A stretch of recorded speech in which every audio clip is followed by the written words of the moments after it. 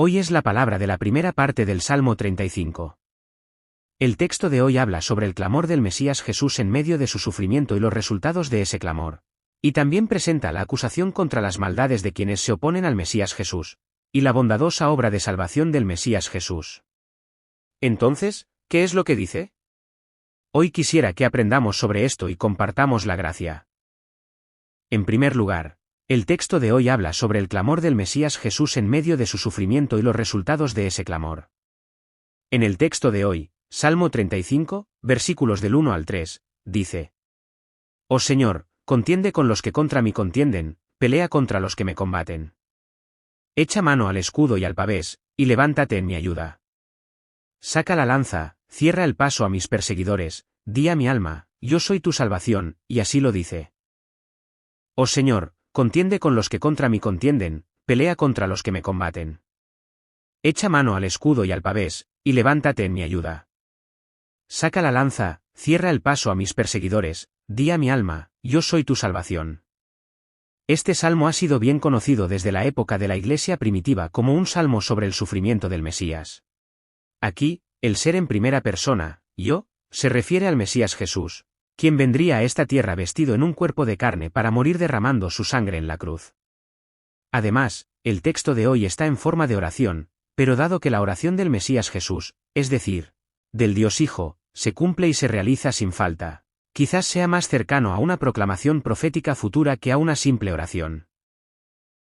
Es decir, se puede decir que el Mesías Jesús, tomando la forma de oración, está proclamando la obra de salvación que llevará a cabo cuando venga a esta tierra en el futuro.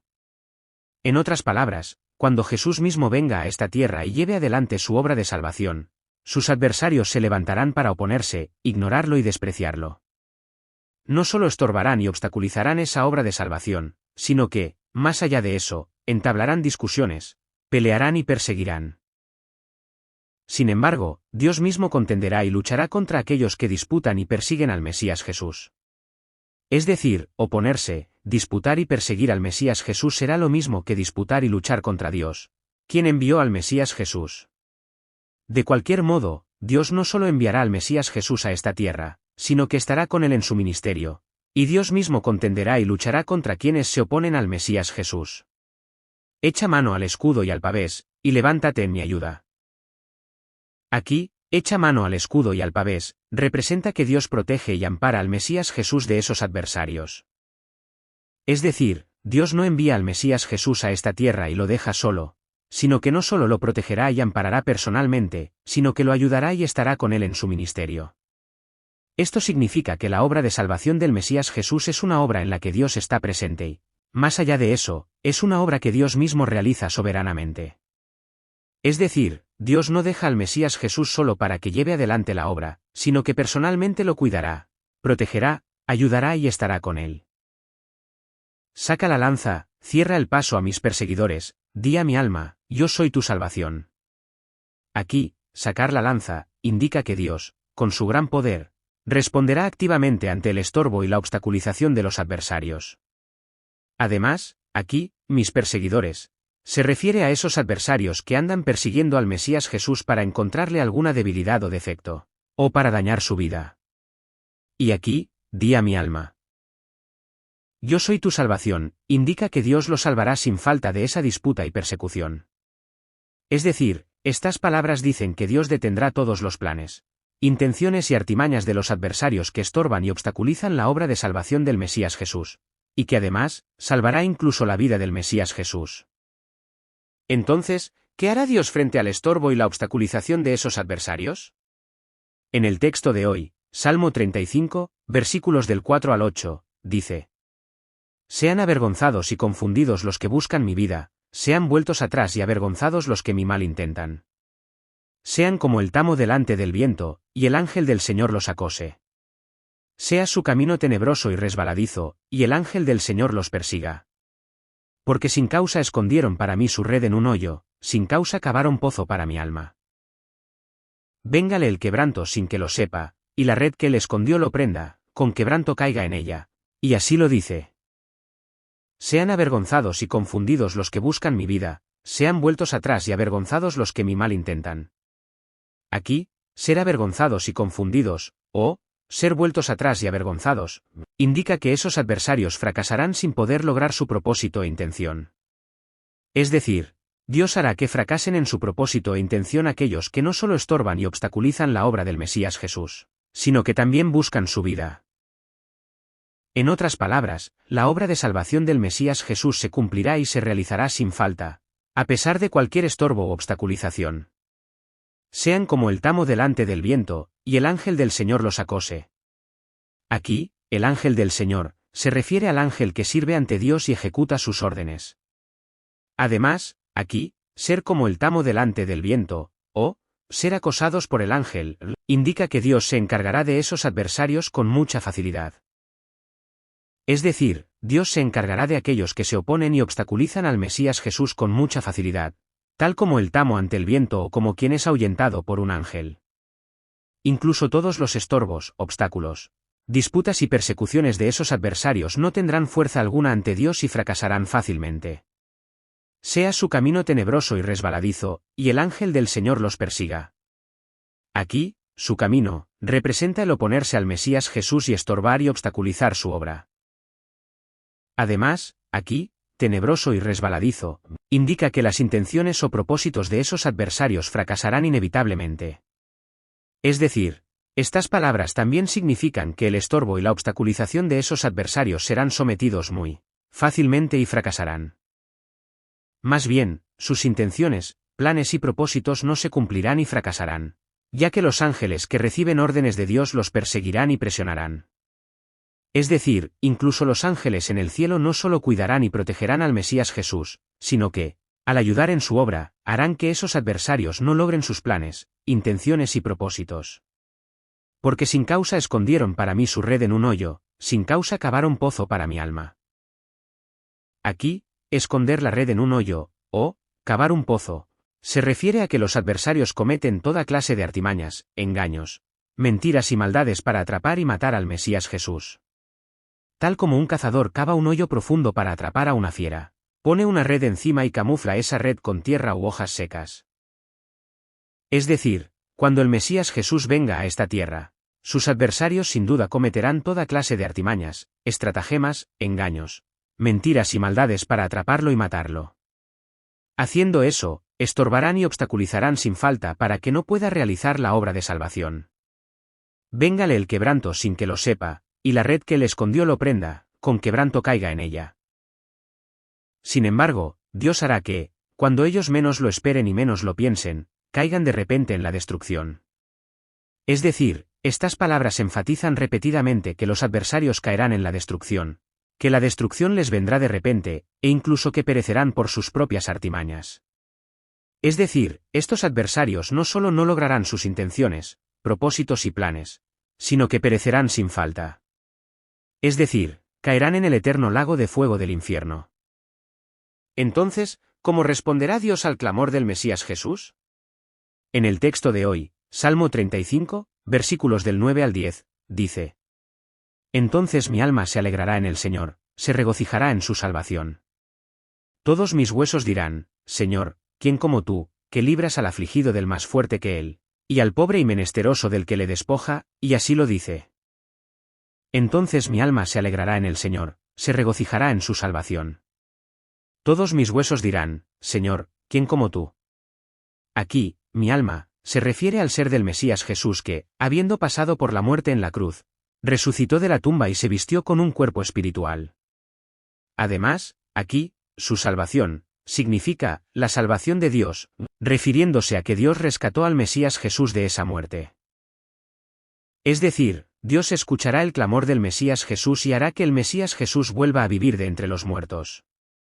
Entonces, el Mesías Jesús se regocijará y se alegrará profundamente en el Dios que lo rescató de la muerte. En este sentido, estas palabras hablan sobre la obra del Mesías Jesús después de su resurrección. Es decir, podemos ver que después de volver a vivir de entre los muertos, Jesús nos envió al Espíritu Santo y continúa llevando adelante su obra de salvación. Más aún, Jesús nos envió al Espíritu Santo, al regocijarse dentro de nosotros, está alabando y exaltando a Dios. Todos mis huesos dirán: Señor, ¿quién como tú? Estas palabras hablan sobre la proclamación del Evangelio que Jesús realiza después de su resurrección. Aquí, todos mis huesos, es una expresión sinécdoque que representa el cuerpo, el alma, la vida y todo lo que conforma al Mesías Jesús resucitado de entre los muertos.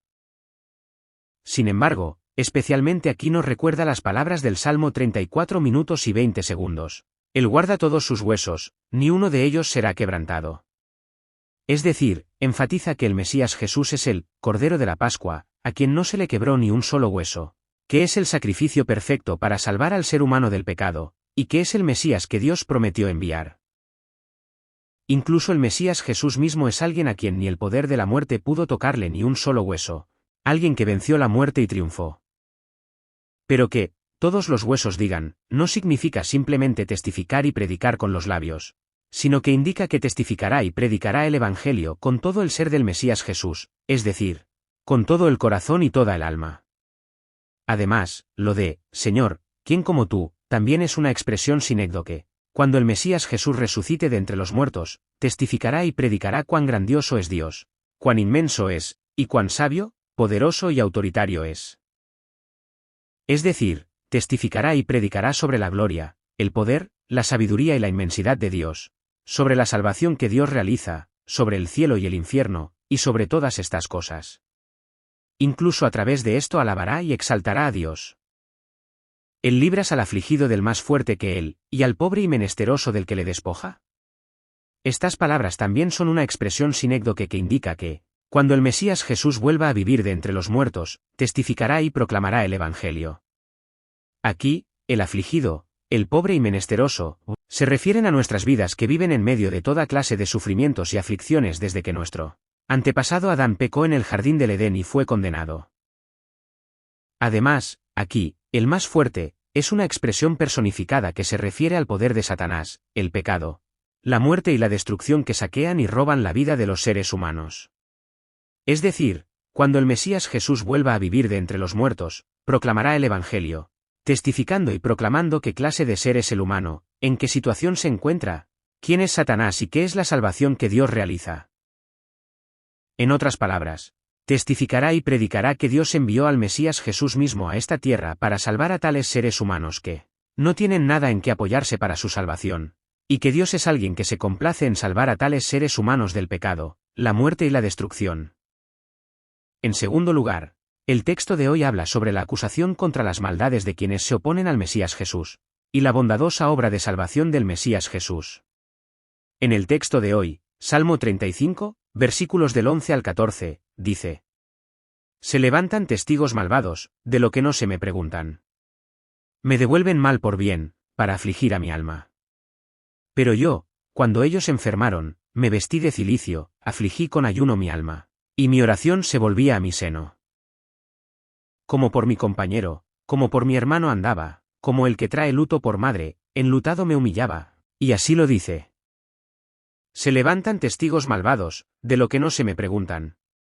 Aquí, de lo que no sé, se refiere a palabras que el Mesías Jesús nunca dijo o actos que nunca realizó.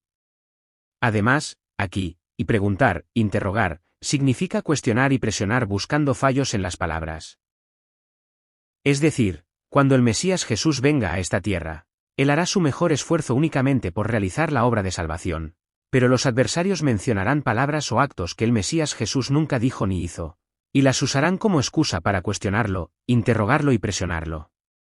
En otras palabras, estas palabras profetizan una faceta del sufrimiento que el Mesías Jesús padecería cuando viniera a esta tierra. Entonces, ¿qué pasó con esta profecía? Podemos confirmar que esta profecía se cumplió exactamente 1000 años después, a través del sufrimiento de Jesús. Es decir, esta profecía muestra con exactitud la escena del juicio ilegal nocturno que tuvo lugar en el patio de Caifás, después de que Jesús fuera arrestado, al final de su ministerio público. Viendo en Marcos 14, se puede ver que los principales sacerdotes y todo el concilio buscaban testimonios falsos contra Jesús para matarlo, y estaban conspirando. Según la ley judía de aquel entonces, para sentenciar a muerte a un criminal, los testimonios de 2 o más personas debían coincidir. Por ello, los adversarios sobornaron o movilizaron a testigos injustos para matar a Jesús. En Marcos 14, versículos 55 y 56, dice. Y los principales sacerdotes y todo el concilio buscaban testimonio contra Jesús, para entregarle a la muerte, pero no lo hallaban. Porque muchos daban falso testimonio contra él, pero sus testimonios no concordaban, y así lo dice. Es decir, los testigos injustos derramaron toda clase de mentiras no para decir la verdad, sino únicamente con la intención de matar a Jesús. Finalmente vemos que algunas personas se levantan y dan falso testimonio contra Jesús. Sumo sacerdote. Hemos oído a este hombre decir, yo derribaré este templo hecho a mano, y en 3 días edificaré otro hecho sin mano. ¿Qué les parece? Esto era una referencia a la propia muerte y resurrección de Jesús, quien era el templo. Aquí, derribar, se refiere a su propia muerte en la cruz, y edificar en 3 días, significaba la propia resurrección de Jesús. Sin embargo, ellos lo calificaron y lo presionaron como blasfemia y profanación del templo. Es decir, para los judíos, el templo era la presencia de Dios misma, por lo que decir que derribaría el templo era un pecado malvado, inaceptable y merecedor de la muerte. Pero el hecho de que Jesús dijera esto no era para derribar y edificar ese templo construido durante 46 años, sino que era un anuncio previo de su propia muerte en la cruz y resurrección. Sin embargo, ellos lo interrogaron y lo acusaron por cosas que no sabía, y que Jesús no pretendía. Es decir, el sumo sacerdote Caifás, al ver que los testimonios de los testigos no coincidían, se levantó él mismo y presionó a Jesús. Diciendo, ¿no respondes nada? ¿Qué testifican estos contra ti? ¿Eres tú el Cristo, el Hijo del Bendito? Además, se puede ver que los alguaciles que estaban allí cerca también escupían a Jesús, le daban bofetadas, le golpeaban el rostro con los puños y se burlaban de él. Me devuelven mal por bien, para afligir a mi alma. Estas palabras son también la confesión más dolorosa que atraviesa toda la vida de Jesús. Jesús es alguien que llenó toda su vida de bien. Podemos ver que sanó a los enfermos, a veces alimentó a los hambrientos y fue amigo de los marginados durante su vida. Sin embargo, lo que recibió como resultado fue la traición y la conspiración de muerte. Es decir, esos adversarios, aun viendo las buenas acciones de Jesús, lo difamaron diciendo que, por el príncipe de los demonios, las hacía, o conspiraron y se esforzaron para matar a Jesús a fin de proteger sus propios privilegios. Esta actitud ingrata se muestra aún mejor cuando Jesús entró en Jerusalén durante la última semana de su ministerio público. Es decir, cuando Jesús entraba en Jerusalén, la multitud extendía sus mantos por el camino gritando con júbilo, «Hosanna! Bendito el que viene en el nombre del Señor». Sin embargo, apenas unos días después, cuando Pilato preguntó, ¿a quién queréis que os suelte, a Barrabás o a Jesús?, ellos eligieron sin dudar al asesino. Es decir, hacia Jesús, quien les había dado pan y sanado sus enfermedades. Ellos más bien le señalaron con el dedo y gritaron con fuerza, «¡Crucifícale!». Esta es precisamente la escena decisiva donde pagaron bien con mal. Es más, Jesús dejó su trono de gloria en los cielos, se vistió con un cuerpo de carne y vino a esta tierra para salvar a quienes inevitablemente morirían para siempre. Oró día y noche con gran clamor y lágrimas. Se esforzó por la salvación de las almas y pasó por toda clase de sufrimientos, pero ellos, por el contrario, le están pagando con ingratitud. Aquí, afligir a mi alma, hacerla solitaria, muestra vívidamente la soledad psicológica y espiritual de Jesús. Vemos que esta traición y abandono hacia Jesús no solo proviene de la multitud, sino que llega incluso hasta sus discípulos. Es decir, los discípulos eran muy cercanos a Jesús, habiendo andado con él y compartido la vida durante 3 años. Sin embargo, cuando llegaron el ejército y la multitud con palos enviados por los principales sacerdotes, ellos abandonaron a Jesús y huyeron. También en Marcos 14, versículos del 50 al 52, dice: Entonces todos los discípulos, dejándole, huyeron. Pero cierto joven le seguía, cubierto el cuerpo con una sábana, y le prendieron. Mas él, dejando la sábana, escapó desnudo, y así lo dice. Es decir, cuando vieron que Jesús no resistía con fuerza y era arrestado dócilmente, ellos intuyeron que la victoria política que esperaban era imposible, y al mismo tiempo, les sobrevino el miedo y el pánico de que ellos también podrían morir si eran arrestados. Por ello, huyeron dejando todo tirado, hasta el punto de escapar con el cuerpo desnudo. Aquí, afligir a mi alma, expresa bien el sentimiento del Mesías Jesús al enfrentar tal situación. Pero yo, cuando ellos enfermaron, me vestí de cilicio, afligí con ayuno mi alma, y mi oración se volvía a mi seno. Esta confesión muestra bien el amor del Mesías Jesús y la trágica situación cuando ese amor es rechazado. Aquí, cuando ellos enfermaron, se refiere en primer lugar a cuando esos adversarios padecían enfermedades físicas, pero en última instancia es una expresión sinécdoque que representa todas las situaciones en las que se encuentra el ser humano debido al pecado en aquel jardín del Edén.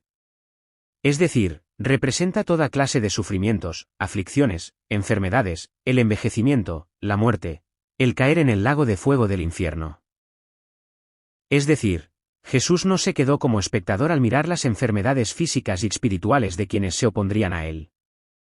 Es más, en la Biblia dice que al ver a la multitud, Jesús tuvo compasión y lástima de ellos. Además, aquí, cilicio y ayuno simbolizan una profunda aflicción, tomando el dolor de los demás como propio. Es decir, cuando Jesús sanaba a los enfermos, no solo ejercía poder, sino que entraba en el dolor de ellos y estaba con ellos, tal como dice. Él mismo tomó nuestras debilidades, y llevó nuestras enfermedades. Además, aquí, afligí mi alma, nos hace recordar todo el esfuerzo y sufrimiento que Jesús padeció durante su ministerio público. Es decir, podemos ver que incluso cuando esos adversarios tramaban conspiraciones para matar al propio Jesús, él, por el contrario, oraba en el monte hasta que terminaba la noche y su sudor se volvía como gotas de sangre, deseando que las almas de ellos no perecieran. Realmente se puede ver que él afligió su propia alma y se humilló. Sin embargo, estas buenas acciones de Jesús volvieron a él debido al rechazo de esos adversarios. Más aún, esos adversarios rechazaron estas buenas acciones de Jesús y gritaron que la sangre por la muerte de Jesús recayera sobre ellos y sus hijos.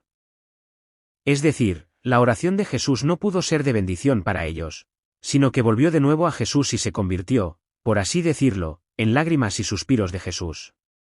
Sin embargo, incluso aquí Jesús no se rinde y sobre esa cruz, se puede ver que ora hasta el final diciendo: Padre, perdónalos, porque no saben lo que hacen. ¿Qué les parece? Esta imagen de Jesús muestra bien la imagen de Dios amando, mejor dicho, amando unilateralmente a nosotros los pecadores. También en Mateo 11:37 dice: Jerusalén, Jerusalén, que matas a los profetas, y apedreas a los que te son enviados. Cuántas veces quise juntar a tus hijos, como la gallina junta sus polluelos debajo de las alas, y no quisiste. Y así lo dice. A través de estas palabras podemos medir hasta qué punto llegó el amor de Jesús hacia nosotros los pecadores. Se puede confirmar que esto supera el simple nivel de perdonar, convirtiéndose en dolor, sufrimiento, lágrimas y tristeza. Como por mi compañero, como por mi hermano andaba, como el que trae luto por madre, enlutado me humillaba. Estas palabras muestran una vez más el amor del Mesías Jesús. Por ejemplo, podemos ver que, aunque Jesús conocía bien las intenciones de Judas Iscariote quien lo entregaría, lo trató como a un amigo hasta el final. Es decir, no odió ni se alejó de Judas Iscariote, sino que se puede ver que le dio el pan e incluso lo llamó amigo. En otras palabras, Jesús no se rindió ni abandonó a ese Judas Iscariote, sino que se puede decir que le estaba dando la oportunidad de arrepentirse y volverse.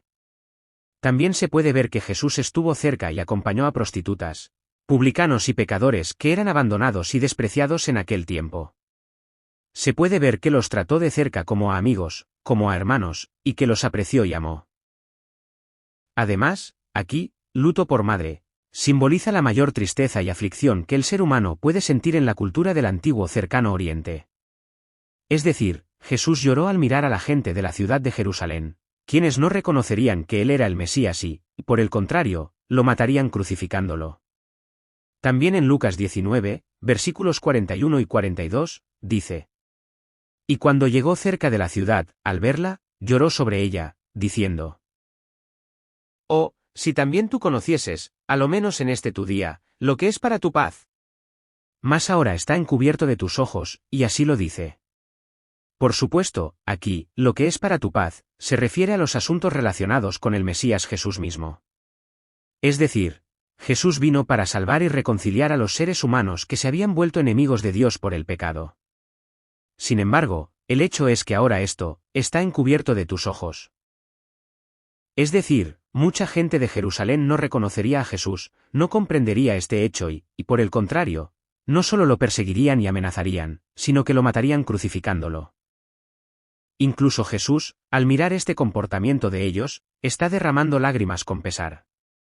Por supuesto, no es que llore por simple pesar, sino que se puede ver que es una tristeza y aflicción desgarradora, como un hijo que se humilla y llora amargamente por la muerte de su madre. En otras palabras, se puede decir que Jesús está más triste y afligido por el juicio eterno que esos enemigos enfrentarían debido a los pecados que cometieron, que por el dolor físico que esos adversarios le infligirían. Además, al mismo tiempo, esto muestra bien cuánto nos ama Jesús a nosotros, seres humanos pecadores, y cuán unilateral es ese amor. Bien.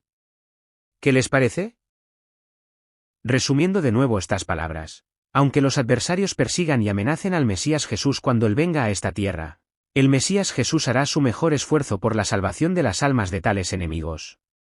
Tal como se actúa por la salvación del alma de un amigo o un hermano. Es más, tal como se celebra un funeral porque una madre ha muerto, Él llorará, se afligirá e intercederá por la salvación de las almas de nosotros los seres humanos que nos volvimos enemigos. Diciendo, oh Dios, ten piedad de ellos. Concédeles la gracia para que no caigan en el lago de fuego del infierno. Sálvalos a través de los méritos de la sangre de Jesucristo, el Hijo unigénito. Intercederá con el corazón ardiendo, entristeciéndose y llorando amargamente como si mi propia madre hubiera muerto. Todos mis huesos dirán: Jesús. Gracias. Muchas gracias. Te amo. Te doy gracias por amarnos, apreciarnos y salvarnos con aflicción a nosotros, que éramos enemigos. Recibe la gloria por siempre a través de nosotros. Bendigo y oro en el nombre de Jesús. Amén.